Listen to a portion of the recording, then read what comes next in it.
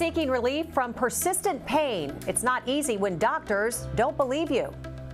I was not willing to accept that a full hysterectomy was my only solution. A patient takes control, finding a second opinion that fixed everything.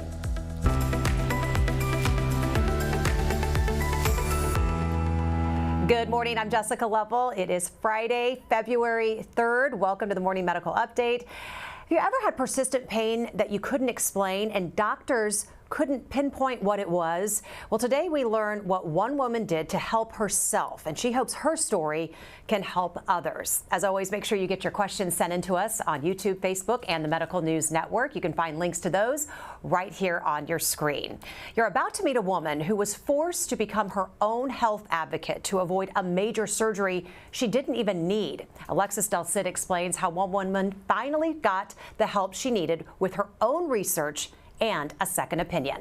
Right it by that freckle. This small reddish mark on the right side of her neck is the only visible reminder of what Sherry Noller endured. Today I'm feeling great. I'm feeling wonderful without pain. The Joplin woman's journey began in June of 2021. I felt as though I had a constant icy hot feeling inside my body.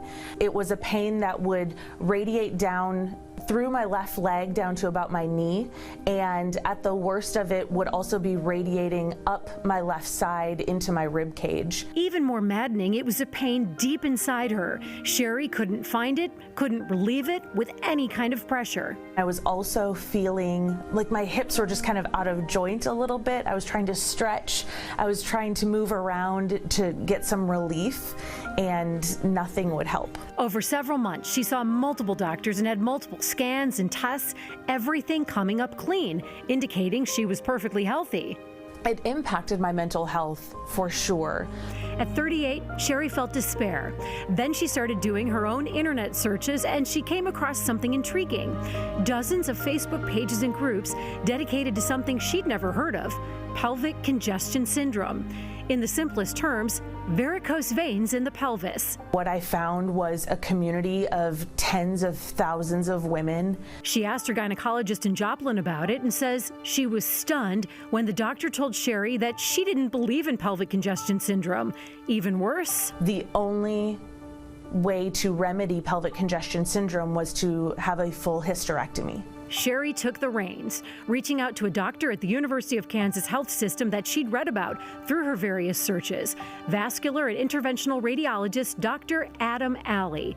Dr. Alley took one look at her CAT scan and validated everything. Sherry did have pelvic congestion syndrome, and even better, Dr. Alley could treat it quickly and completely. They would have to go through her jugular vein to do it. I'm thinking they're going in through my jugular vein. Right. Jugular vein. You know, that's a very major vein. Yes, it is. Sherry Noller joins us now to talk more about this, along with Dr. Aaron Rohr, who specializes in both vascular, interventional radiology, and diagnostic radiology as well. Dr. Rohr, how are you today? Great. Happy Friday. Thanks for being with us. Sherry, we just watched your story. How did it feel talking to those doctors first and realizing they just simply didn't believe you? It really just kind of took my breath away. I had, at that point in time, been through a couple of months of different procedures, and to know that I was feeling something, but then a doctor said that they didn't believe in it was really disheartening, and it took a lot of wind out of my sails in terms of hope that I was going to be able to get relief. Well, and you ask these questions and you want to open up to your doctor and have that conversation, and we tend to believe what our doctors tell us. So you took this a step further, did your own digging around and found much more information. We're going to talk all about that this morning. And Dr. Rohr, I want to talk more about what pelvic congestion syndrome is and who is most at risk. So we'll talk about that here in just a moment. But first, just a quick check on our COVID count with Dr. Tim Williamson, our Vice President of Quality and Safety. Thank you for filling in for Doc Hawk on this Friday. How are you? Great. Good to see you. Good to see you. Good morning. Good morning. Thanks for having me. So our numbers are down a little bit from where we reported out on Wednesday. We still have 21 active, 5 in the ICU and 2 on ventilators for a total of 46. So just waiting to get back down into the teens, and even lower than that would be great. So not where we were, but still, of course, we want to get down to zero at some point. We're still there, as we were just talking before we went on. Okay, so you are VP of Quality and Safety. So I want to ask you about a minor safety issue that ended up being a big deal here at the health system, that ended up actually preventing harm to patients in facilities across the entire nation. It has to do with these gait belts. Here they are. Tell us what they're used for, first of all, and then what the change needed to be made. Yeah, I think this is a great story. And you think about all of the incredibly complex technology we have in a health system, and proton therapy and whatnot. This is a piece of canvas with some metal teeth that basically goes around a patient to help provide a place to hold and support them with a therapist or a nurse who's trying to get them up from a bed or walk them in the hall. Because if you think about it, a lot of folks are in gowns, they don't really have anything to hold on to, and so that belt goes around them. And back in June, we had a patient who was getting up. The therapist was holding onto that belt, and it slipped a little bit. The patient just kind of went down gently to their knees, and no harm happened to that patient. But we ask all of our new employees at orientation to be safety inspectors. We have thousands of people here, and we want every single person to pay attention to things that could be a risk. And this person was very astute, and they realized this belt, which is again just a piece of canvas, was thinner than they normally are, and so that the teeth didn't grab. And so she went and looked at other belts. We realized we had a mix of this new product from the manufacturer that wasn't as sturdy, for lack of a better word. And so we used our patient safety kind of response process, and we were able to use our supply chain, who was great. We swept the entire hospital and made sure that we didn't have any more of these. We pulled any of the thinner belts. But I think the bigger story is we reached out to the FDA. They have a process called MedWatch, and they were then eventually able to send out to the entire country this kind of alert that this could be a risk in other places. So this was a therapist paying very close attention to a very simple piece of technology that impacted, and we got a certificate from the FDA, that team did, recognizing them for impacting safety across the nation. I think that's really cool. So something really simple, but they didn't blow right by it, paid attention, got all our safety people involved, got nationally safety people involved, and made it safer for patients. And that's what you get when you empower people to be looking for those things, because it's not a problem until it becomes a problem. So you don't notice it until it actually happens. But it takes somebody saying, hey, wait a second, pumping the brakes, and then it turns into something, like you said, a minor thing that turns into a big thing. So, yeah. Before there was harm. Exactly. So it was great. So it is a great story, and we're glad you're here to share that with us this morning. Dr. Williamson, stick around. We may have a couple questions for you from the community, but I want to get back to our guest today, and Dr. Rohr, who's with me here. And we do want to clarify that you did not treat Sherry. That was Dr. Adam Alley, who we met in the story just a moment ago. But explain what pelvic congestion syndrome is and who might be at risk at that. Yeah, this is one of the rare times in the medical world where the terminology is spot on. So pelvic congestion syndrome is exactly that. It's congestion of the veins in the pelvis. So the veins that typically pump blood back to the heart from the pelvis and the abdomen become incompetent, is what you'll see when you read about it, which basically means they're unable to perform at the level they were before. And as you can see in the graphic there, the main culprits are usually the ovarian veins in women. And when they become incompetent, they're unable to get that blood back, and then they get bogged down and they get dilated, and then they start affecting all the adjacent structures in the pelvis, including the uterus, the ovaries, nerves, etc. So the people who are most at risk for this are women. Other risk factors include pregnancies, multiple pregnancies that come full term. Other things such as varicose veins, spider veins, those types of things are also relative indications that this could be an issue. Is that hereditary? Hereditary as well. Yeah, that's a great point. A lot of people who have it in their family tend to reproduce that at later times as well. You mentioned pregnancy, so is it just having that? Is it being on your feet? Is that pressure that's caused? It's a combination of that.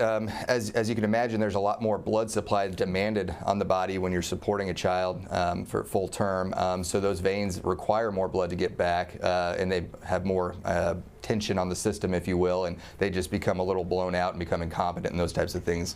So Dr. Alley and his team knew exactly what this was when he met Sherry. So why might other doctors not even think it existed?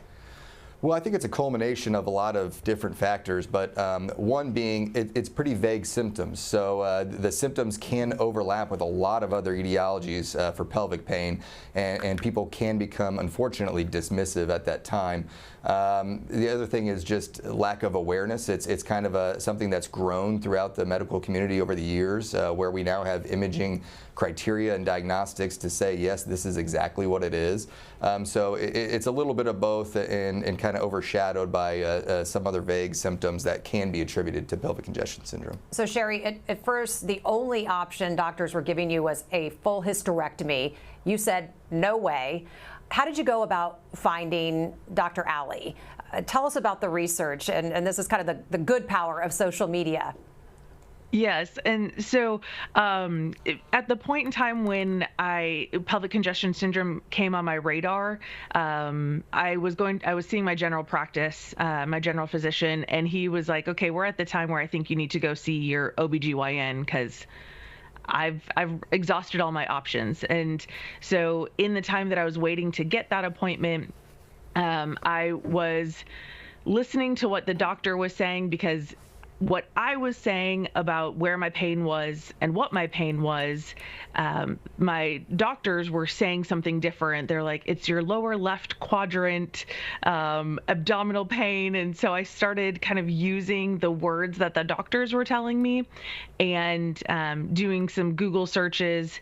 When I came across either medical sites or in the particular case of how I found Dr. Alley through the University of Kansas healthcare site. Then I went on to Facebook and I started searching the pelvic congestion syndrome, and that's when I found the various different communities, and I joined one, not really knowing that this was what I was thinking it was, but really just kind of trying to go out there and see and hear from other women, what is it that they are experiencing? Is that something that I'm experiencing? Because I don't want to just go off of an internet search.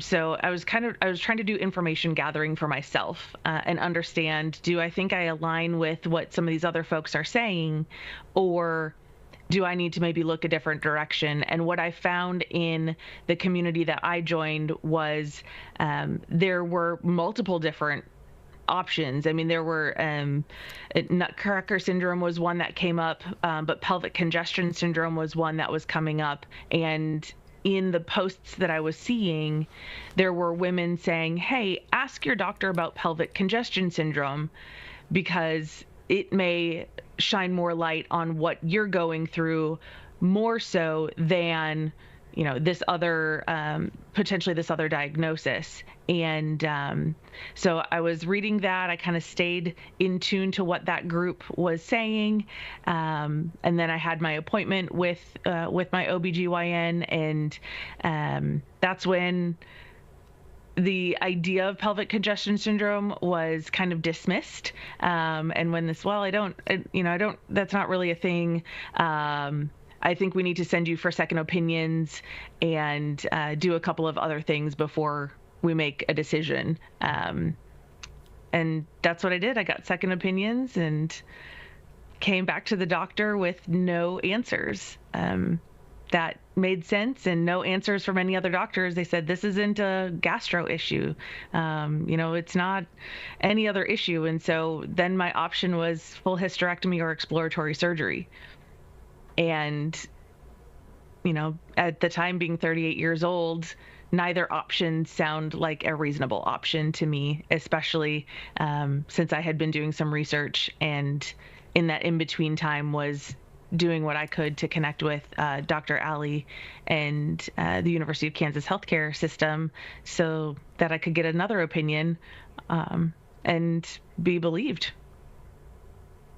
I have to, and here you are, and we always say don't believe everything you read on the internet, certainly when it comes to to health and healthcare. But in this case, Dr. Rohr, I have to ask you, she knew something was up and did her own research. What do you make of that? And when can that work for someone really well? It's not as uncommon as you think. Yeah. And when I see patients that have similar stories, such as yourself in my clinic, the first thing I do is congratulate you, because I think the underlying theme here is being your own advocate works really well in a lot of cases. So kudos to you for going the extra mile and making that happen. But it's unfortunately not uncommon, and attention to detail and getting second opinions is always warranted. And congratulations to you for doing that. Okay, so we saw that Sherry had a procedure that started in her jugular, and she even mentioned in her story, like, my jugular vein. I mean, that's some serious stuff, but it seems a very long way from the jugular down to the pelvic area. Why go that route? That's a great question, and it truly is provider preference. Dr. Alley and I treat these patients with the symptom almost identically in that fact that we go through the jugular vein. It kind of gives you a straight shot from the neck to the groin versus it's coming up through the groin and doing pretty much a full loop 180 U-turn there. So it gives you a really good foundation to perform the procedure. We have a lot of long catheters and sheaths and fun stuff that can get us there, so that's usually not as big of a deal. But yeah, it can be daunting knowing that all this is going to happen through the big vein in your neck. Yeah, right. Okay, so let's check out this X-ray from Sherry's case. Just kind of explain what we're seeing here. So this is pretty much exactly what we were talking about. So up towards the top of the picture is towards the head or the jugular vein, and that catheter you can see is kind of dipping down into that coil pack. And so those metallic things all throughout the left side are coils throughout the ovarian vein, the one that we had on the graphic before. And as you can see at the top of it, you can make out there's a little bit of contrast there on top of the coils. So that's Dr. Alley saying, okay, I've coiled this thing off. It's completely embolized. It's no longer functional, and here's the contrast to prove it. So that's what that's kind of stating or showing after the procedure has been completed. Sherry, how are you doing today? How are you feeling? Is this behind you? And what kind of future care do you have? Yeah, so it is behind me. The pain, the persistent, consistent pain is behind me. I am doing everything that I want to do, staying as active. I'm able to follow my kids around to all their activities and sports, and it's really something that I don't give a second thought to anymore. And as I mentioned in the piece, my mental health was really starting to take a toll, because as much as I was trying to relieve my own pain through pain relievers or stretching or doing all of these things and not getting relief, and then going through the different doctor's appointments, it was really taking a toll. And so I didn't want to be as active, but I'm very busy, a lot of things going on, lots of stuff happening at work. I've got a high school freshman who's they're planning a big trip for next year, so I'm actively involved in helping get that going. I've got a 9-year-old who's running around to all sorts of sports. So, there's no slowing down for me now. Doc, that's kind of just what you really want to hear, isn't it? Yeah, that's the music to our ears. Exactly. So good to hear. Let's check and see if we have any reporter questions on the line today. Well, let's get to our community questions, shall we? Sarah wants to know what recovery was like for you. Sherry, were you down for the count for a bit? No, actually, after the procedure, I did stay in my room for a couple of hours just for monitoring, and then my husband was able to take me home. So because, again, I'm down in the Joplin area, so because of our location being within 2 to 3 hours, I was able to go home that night.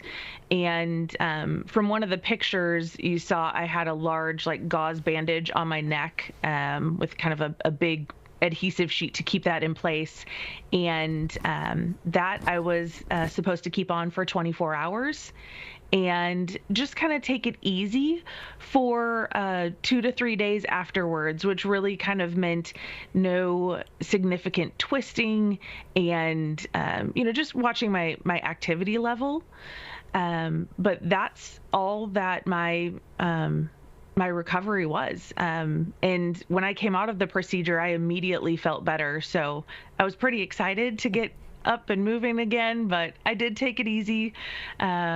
But following that, I didn't have any significant follow-up. I followed up with Dr. Alley about 4 to 6 weeks after the procedure, and since then have not needed any additional follow-up, and I haven't had any additional issues.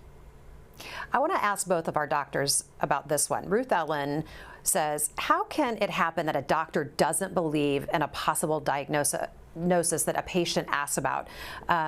Dr. Williamson, she says that troubles me.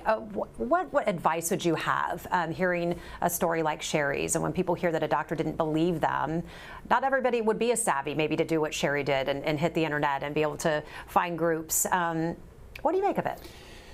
Yeah, I think it's terribly unfortunate, and I take care of a rare disease called pulmonary hypertension, and I not infrequently have folks who have found their way to us because they were told they had other things or maybe not believed at all, as in this case. So I think being your own best advocate, which Sherry did, is just fabulous. And I've done medicine for a while now, and so one of my mantras is always to keep an open mind and explore and kind of help explore those other possibilities that it might be. But we encourage everyone to do that.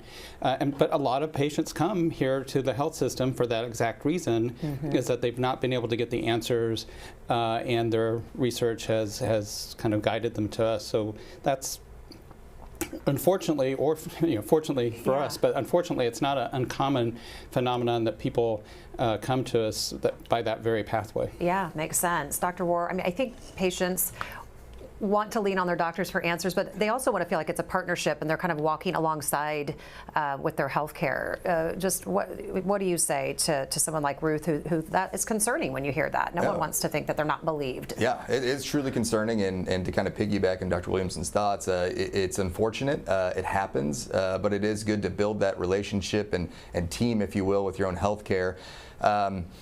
There's no great answer to why some people do or don't believe in certain things in that nature. But one thing we do know is that we see it often, and to echo some similar thoughts, this is a big center. We see it. We have a lot of subspecialists in these areas who run into these things a little more often than most, and so it's nice to be able to share that experience with patients and reassure them that we're on the right track. Sherry, a question for you is, what was the physician's response who didn't believe you? Have you been back in touch with them to say, aha, I did my own research and I figured this out on my own? I have not gone back to that specific doctor. I did go back to the practice because that has been my OBGYN practice. And I did share my experience with the nurse that I saw, and just shared my experience, and of course you have to update them on any new procedures that you had since your last appointment, and so I just went ahead and I shared my story. I shared what had happened and the experience that I had had in the office, and the response that I got was, well, that's interesting. I'll have to do some more research into that.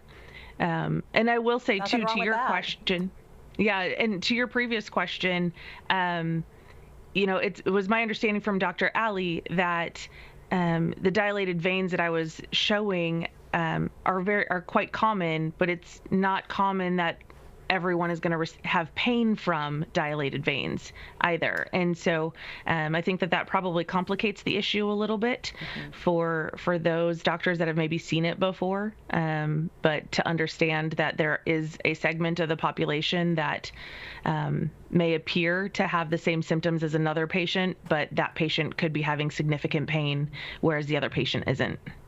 Well, Linda was just asking, are there other symptoms of pelvic congestion syndrome besides pain that people need to be on the lookout for? Yeah, again, it's kind of overlapping syndromes with a lot of different things.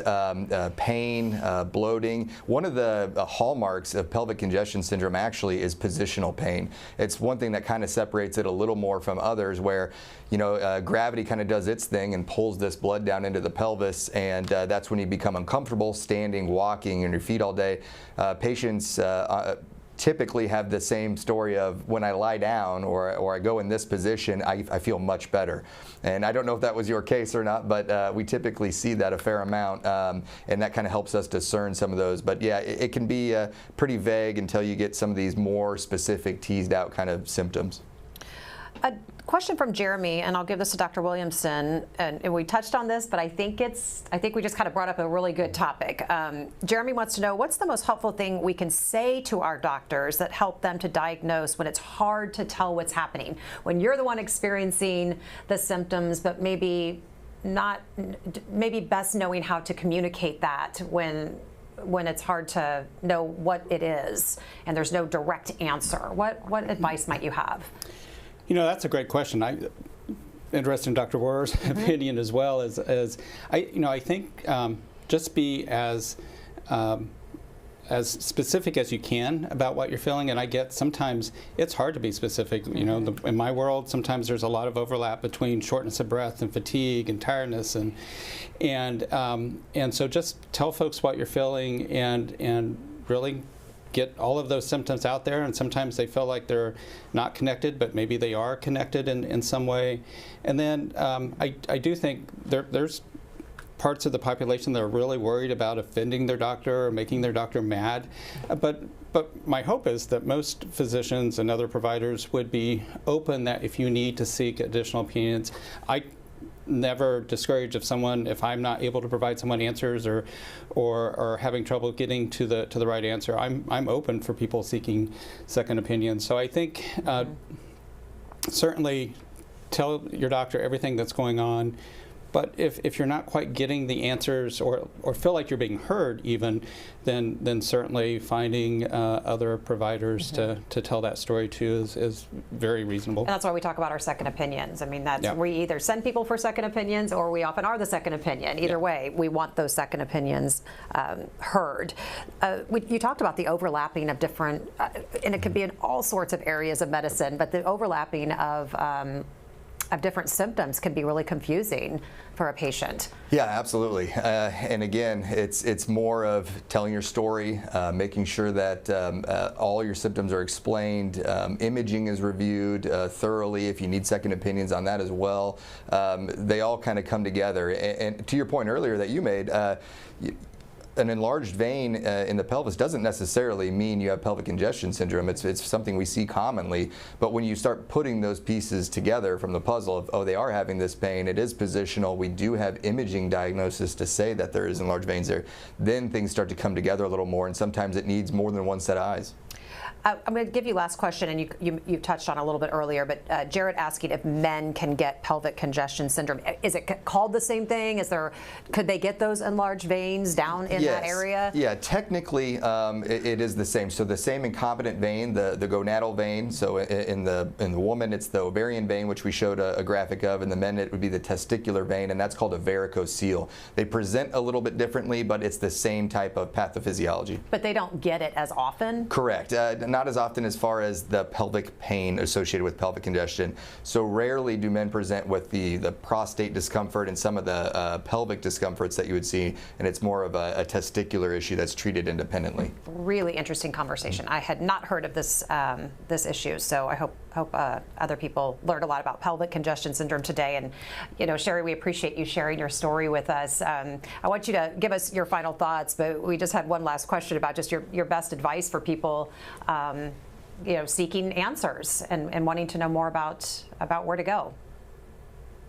Yeah, and my advice there would be do the research, talk to people, gather information. I mean, one of the things that I was really trying to be careful of when I was doing internet searches, and even when I had joined the Facebook group, was I need to look at this through the lens of, am I only reading and getting the information that I want, or am I reading to understand what others are going through or what this website is telling me? And I was also very cautious not to just click on any website. I was making sure that the websites I was clicking on were health and hospital organizations. Again, just we've heard all of the things about patients Googling their symptoms, and all of a sudden they come in and they think that it's worse than it is. And so I was just really trying to be cautious, and it's part of my personality as well, where I try to gather more information so that I'm not just getting it from one source, again, to better understand is what I think that's going on, is that what's going on? And this has really been the only time where I have done that, and it's worked out in this particular manner. Because when I've, done general searches before, or when I've had issues, I've gone to the doctor and everything has been easily explainable. So my advice is, to be your advocate, to love yourself enough that you are going to put forth the effort to find answers for yourself, just as you would for your family. And I say that as a mom to other moms and caregivers out there, because I was really great at making sure that the rest of my family had their regular doctor's appointments and fighting for answers when answers weren't available, but I wasn't always my best advocate. And so just know that you're worth it as well, and that you need to take the time to take care of yourself. And that was honestly a pretty empowering thing for me to go through, and for me to just kind of journey through, because I am one that I don't like to push back on my doctors. I have a lot of trust in my doctors, but I was at a point where I had to do more for myself. So that's what I would advise others, is just making sure that you're doing what you think is right for yourself. Great message. Sherry, thank you so much for sharing your story. We appreciate you. Dr. Rohr, final thoughts? Yeah, it's tough to put it better than Sherry just did. I mean, that's exactly right. It's a very powerful message about being your own advocate, and being able to trust yourself and look in the right directions, yet not get misled. And that's a lot it's a daunting task, I guess I should say, for a patient. And it's a very powerful message that you delivered, and I don't have much to add to it. Good stuff. Thanks for being with us today. Dr. Williamson, good to see you today. Yeah, it was great to be here. And I think Sherry did a fabulous job of navigating the worldwide interweb. I mean, the amount of misinformation we know out there, and I think the approach she took was fabulous. I just wanted to reiterate a thing or two I think Dr. Rohr said earlier. There are some of these things that are relatively rare, but by being a place that sees a lot of the rare stuff from all over the country, that gives us that opportunity, and having that multidisciplinary approach that we can work together. For me, these things, it's 2, 3, 4, 5 different disciplines working together. So that's why we're here, and there are a lot of great people taking great care of patients all over the country. But sometimes if things are a little more rare, then that's a great time to seek additional information, and that's exactly why we're here. That's what you do. All right, Dr. Williamson, thank you so much. Thank you to Sherry and Dr. Rohr, and thank you for joining us today. Make it a great weekend, and we will see you back here Monday at 8. Coming up Monday on the Morning Medical Update. You can't see it, you can't smell it, but over time, this silent invader is the second leading cause of lung cancer. I'm Jessica Lovell. Coming up on the next Morning Medical Update. Missouri and Kansas rank high for radon. How high? What you need to stay safe and how to test for it. Monday at 8. Subscribe to our Morning Medical Update and Open Mics with Dr. Stites podcasts. Now, everywhere podcasts are available.